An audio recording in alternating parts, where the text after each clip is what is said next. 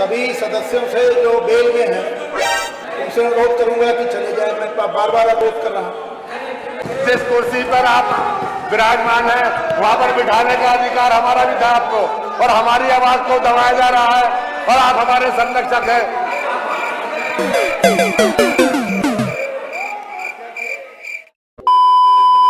कि 492 वर्षों में अनेक पीढ़ियां गई, संघर्ष चलता रहा, 76 से अधिक बड़े बड़े युद्ध हुए, 4 लाख से अधिक श्रद्धालु वहां पे शहीद हुआ, और अंततः जो लोग पहले बड़ी बड़ी धमकियां देते थे, आपने देखा होगा जब 9 नवंबर 2019 को फैसला आया, उत्तर प्रदेश के लोकतांत्रिक इतिहास का सबसे शांतिपूर्ण दिन था। ये मर्यादा पुरुषोत्तम भगवान श्री राम की ताकत का। बहुत सारे लोगों को राम राज्य की अवधारणा अच्छी नहीं लगती, और इसीलिए मर्यादा पुरुषोत्तम भगवान श्री राम के मंदिर निर्माण की प्रक्रिया आगे बढ़ने से उनकी भावनाएं और वे लोग अपने अंदर की कुंठा को दबा नहीं पाए, वो बरबस निकल रहा है किसी न किसी रूप में। यानी जब देश में हर्ष और उमंग का विषय, उत्साह का एक नया माहौल है, दुनिया भारत को बधाई दे रही है, प्रधानमंत्री मोदी जी का अभिनंदन कर रही है, गृह मंत्री अमित शाह जी का अभिनंदन कर रही है। तिथियां किस रूप में मिलती हैं? 9 नवंबर 1989 को पूज्य संतों ने अयोध्या में राम मंदिर निर्माण का एक संकल्प लिया था, और 9 नवंबर 2019 में 40 साल के बाद यह फैसला हिंदू समाज के पक्ष में आया, से राम मंदिर निर्माण के पक्ष में आया है, और सर्वसम्मत फैसला आया। 5 अगस्त 2019 में इस देश के अंदर सत्ता लोलुप राजनीति की एक बड़ी गलती का परिमार्जन देश की संसद में आदरणीय प्रधानमंत्री जी के मार्गदर्शन में आदरणीय गृह मंत्री से अमित शाह जी ने कश्मीर की धारा 370 को सदैव के लिए समाप्त करके आतंकवाद की ताबूत पर अंतिम कील ठोकने का कार्य किया। तो 5 अगस्त 2020, ठीक 1 वर्ष के बाद 492 वर्षों का यह ऐतिहासिक कालखंड भी हम सबको देखने को मिला है। हम सब सौभाग्यशाली हैं कि हमारी पीढ़ी के सामने सारे कार्य संपन्न हो रहे हैं, और हम भव्य मंदिर निर्माण का मार्ग देख पाएंगे। जिन लोगों को राम के वास्तविकता पर ही विश्वास नहीं था, उन्हें राम की ताकत का एहसास अब तो हो रहा होगा। अब रोम की भाषा बोलने वाले लोग भी राम राम चिल्लाने लग गए हैं, भले ही वह परशुराम के बाने ही क्यों न हो, लेकिन उन्होंने चिल्लाना तो शुरू किया है।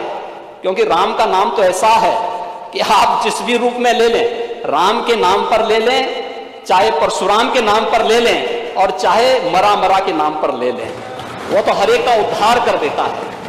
लेकिन उन लोगों ने भी ये भाषा बोलनी शुरू कर दी है, क्योंकि उन्हें मालूम है कि भारत के अंदर राम नाम से ही बेतरनी पार होने वाली है, बाकी कोई उसका आधार नहीं है। महोदय, ये वही लोग थे जिन्होंने राम सेतु का भी विरोध किया था। ये वही लोग हैं जिन लोगों ने राम भक्तों पर गोलियां चलाई थी। ये वही लोग हैं जो लोग आज जातिवाद का नारा कर रहे हैं, लगा रहे हैं, जातीयता का झंडा लेकर के चल रहे हैं। ये वही लोग हैं जब सत्ता में आते हैं तो कन्नौज के एक नीरज मिश्रा नाम के भारतीय जनता पार्टी के कार्यकर्ता का सिर काट करके ब्रीफकेस में भर करके अपने आप मंगाते हैं, और उस शर्मनाक घटना के बाद भी जनता से माफी नहीं मांगते।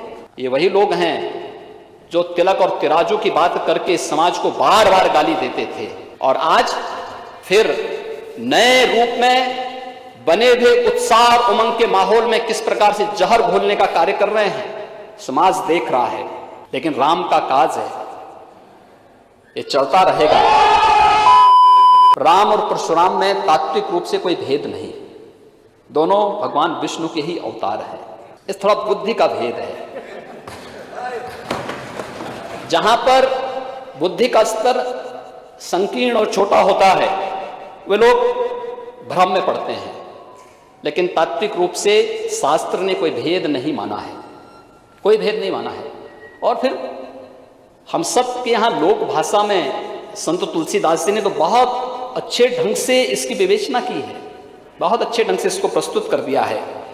जब धनुष भंग के समय भगवान परशुराम पधारते हैं तो मर्यादा पुरुषोत्तम भगवान श्री राम के ही मुंह से उन्होंने कह दिया कि राम मात्र लघु नाम हमारा, परशु सहित बड़ नाम तुम्हारा। देव एक गुण धनुष हमारे, नव गुण पनम पुनीत तुम्हारे। सब प्रकार हम तुम सन हारे, क्षमो विप्र अपराध हमारे। ये भगवान राम की मर्यादा है भगवान परशुराम के प्रति इस प्रकार के सम्मानजनक शब्दों का उद्धारण करना कि हे देव हमारे तो एक ही गुण है धनुष, लेकिन आपके तो परम पवित्र सम दम तप शौच क्षमा सरलता ज्ञान विज्ञान और आस्तिकता, ये सभी 9 गुण आप में हैं। हम तो सब प्रकार से आपसे हारे हैं क्योंकि आप विप्र हैं और हमारे अपराधों को क्षमा कीजिए। ये भगवान राम ही कह सकते हैं। और भगवान परशुराम ने भी फिर यही बात कही कि राम रमापति कर धन लेहूं, खींचों मिटे मोर संदेहूं। यह है भारत की मर्यादा। भगवान विष्णु का वह धनुष कि आखिर ये संदेह मिटे कैसे, क्या मैं जो देख रहा हूं क्या वो सच है। और उन्होंने यही कहा, हे राम जो मैं देख रहा हूं ये धनुष लीजिए, इसका संधान कीजिए। और वो धनुष स्वतः ही राम के पास पहुंचता है और उसके बाद पुनः भगवान परशुराम के मुंह से निकल पड़ता है कि जय रघुवंश बनज बन भानु, गहन धनुज कुल दहन कृषानु। जय सुर विप्र धेनु हितकारी, जय मद मोह कोह ब्रह्महारी। कही जय जय जय रघुकुल केतु, भृगुपति गए बनहि तप हेतु। अगर उन्होंने राम और परशुराम के महत्व को समझा होता तो अपनी जातिवादी विभाजनकारी कुत्सित मनसाओं को व्यक्त करने के बजाय देश की खुशी के साथ ये लोग भी उमंग और उत्साह के साथ आए होते तो भारत की ताकत कई गुना बढ़ी होती। सर्वनाश हो रहा है इस देश का। अंग्रेजों ने इस राष्ट्र का सब कुछ डुबो दिया है। हमारे संस्कार में अंग्रेजियत घुस गई है, आपको समझ में नहीं आ रहा है।